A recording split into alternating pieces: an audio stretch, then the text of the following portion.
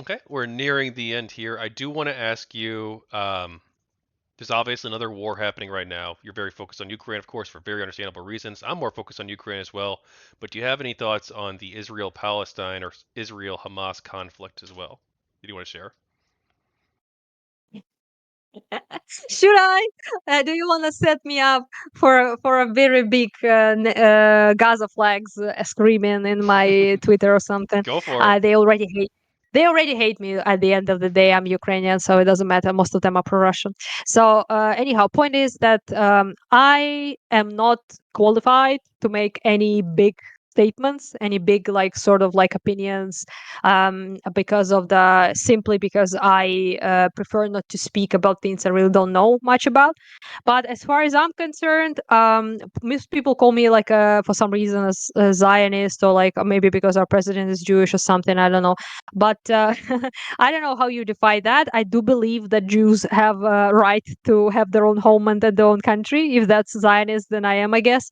But I also am of the opinion that occupation needs to end, obviously, of the Palestine, because of the simply obvious for me as a Ukrainian that whose country is partially occupied by Russia, that there cannot be justice in occupation.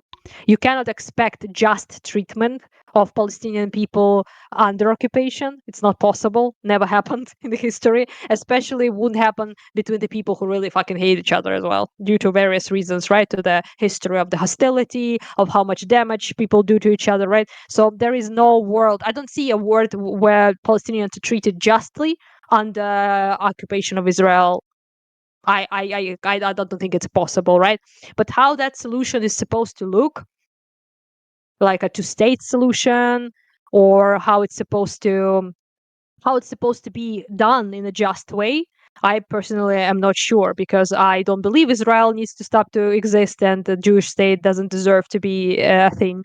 But I also at the same time don't know what most people, for example, in Palestine want. What do they see as do they see it as a two-state solution? Do they see it as Israel shouldn't exist? Which in that with that, it's radical to me. I don't appreciate that. But like I said, I have zero idea what's best for them and how they see their own future. But I am a firm believer that any sort of occupation will never lead to anything good in that region, and people will always people like Hamas will pop up.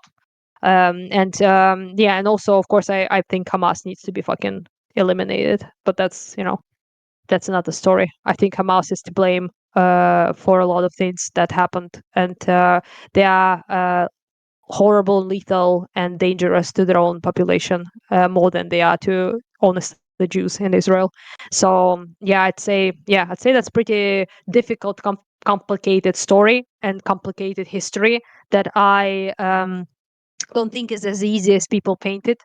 Unfortunately, people tend to do that sort of both sided shit in Russia, Ukraine, but it's one of the most blatantly easy conflicts in history, which Middle East and Israel and Palestine just are not that. So yeah, that's my overall sort of feel, I guess. Well, thank you. Can I have a few more moments of your time? Thank you again for watching another book interview clip. The full interview is linked in the description. Right now, I need your help. I'm currently running a Kickstarter campaign for my next recently finished book, Champions of Elanthia. Champions of Elanthia is my in-depth exploration of the world of multi-user dungeons, featuring interviews with a dozen Dragon Realms and Gemstone 4 players, telling their stories and preserving gaming history. You can help me bring this project to life for as little as $5, so please back the Kickstarter today and help me fulfill this dream. I'm also happy to report that the people of GamerGate, Volumes 1 and Volumes 2, are now available on Amazon in both Kindle and hardcover formats. Thank you again for your time.